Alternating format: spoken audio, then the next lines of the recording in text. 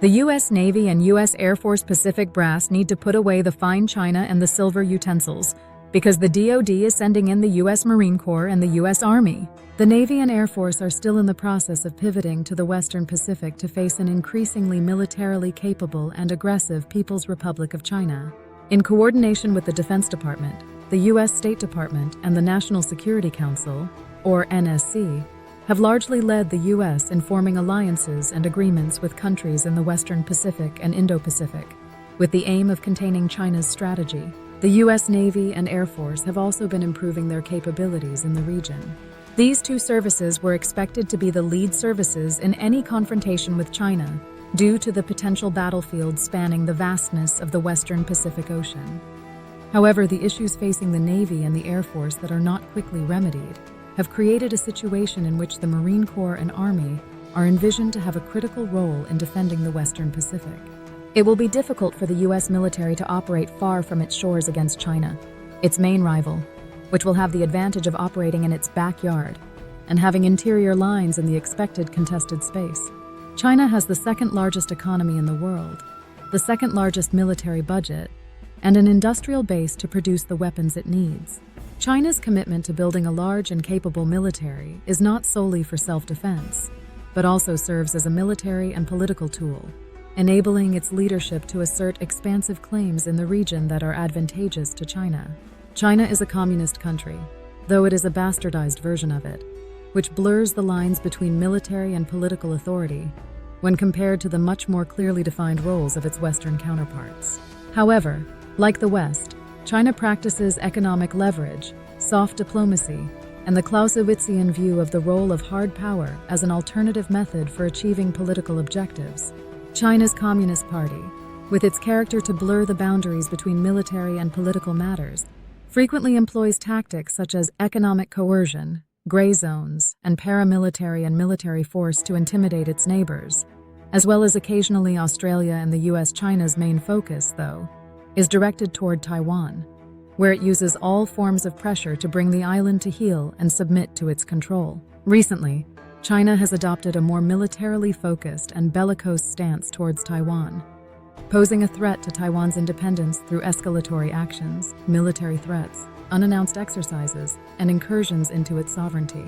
China's escalatory actions include unilaterally altering the W-122 and W-123 civilian air routes, regularly intruding into Taiwan's ADIZ, Air Defense Identification Zone, and conducting unannounced military exercises that simulate both air and sea blockades, as well as a mock invasion of the island nation, with the intention of disrupting Taiwan's air and sea traffic.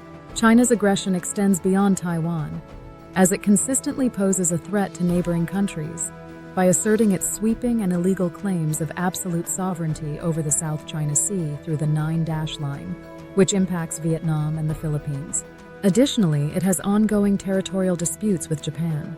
The challenges of the U.S. Navy and Air Force are so extensive in the far-flung region that the Pentagon has sought alternatives to enhance its capabilities to contain an aggressive China.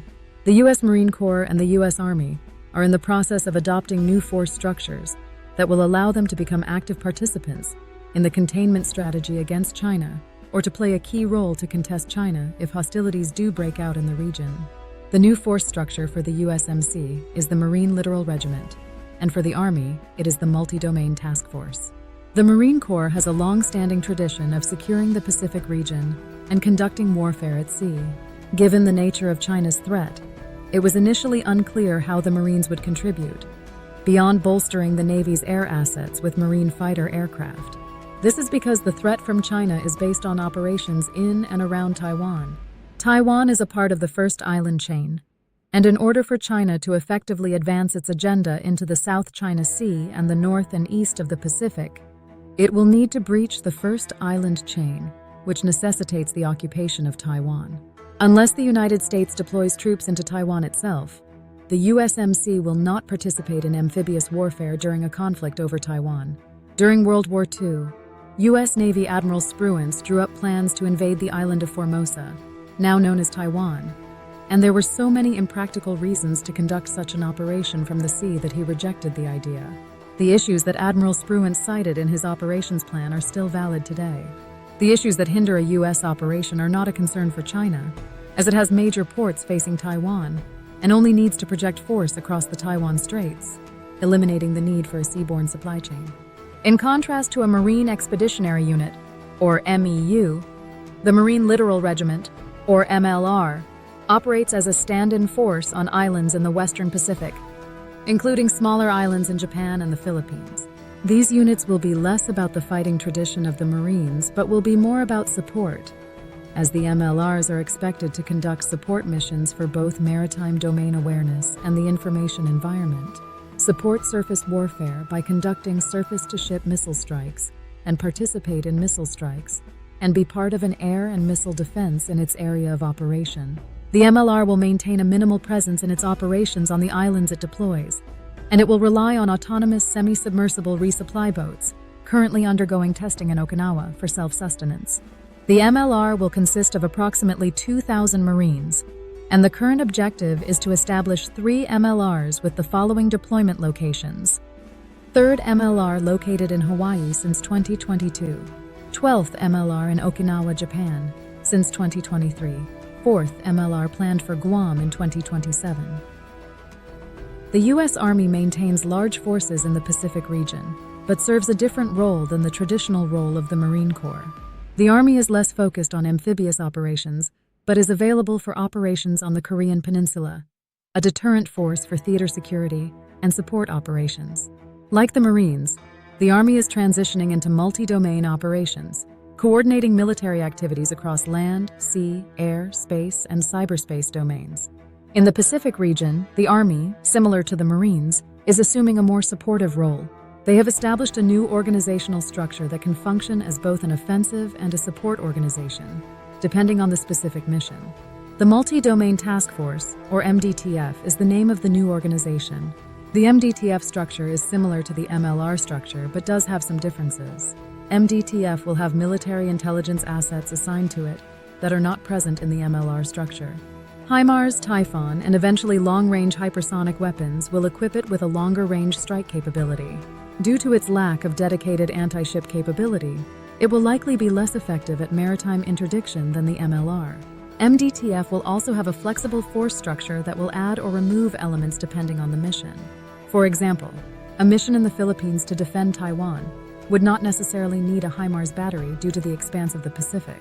The addition of an MDTF to the Western Pacific would enhance its capabilities in air and missile defense, mid- and long-range strike, and force coordination with other U.S. forces and allies.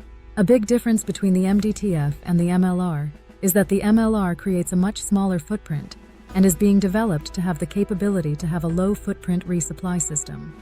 This means that it can operate in locations that the MDTF would not be able to operate effectively. The MDTF, like most Army units, will have a larger footprint and require a clearly defined resupply base. The supply requirement can be reduced as the MDTF force structure is flexible, but it would be envisioned that it would need at least access to a port or an airfield while operating in the Pacific. Below are the plans for the creation of the MDTF. First MDTF, located at the Joint Base Lewis McChord in Washington. Second MDTF, located at Wiesbaden, Germany, and Fort Drum, NY, to support activities in Europe and Africa. The third MDTF will be headquartered in Hawaii, with units located in both Hawaii and Joint Base Lewis McChord, to be fully operational in 2026. And the fourth MDTF will be located at Fort Carson, Colorado, with a focus on the Indo-Pacific, to be fully operational in 2027. The fifth MDTF will be located in Fort Liberty, North Carolina, and will not have a designated region for support, to be fully operational by 2028.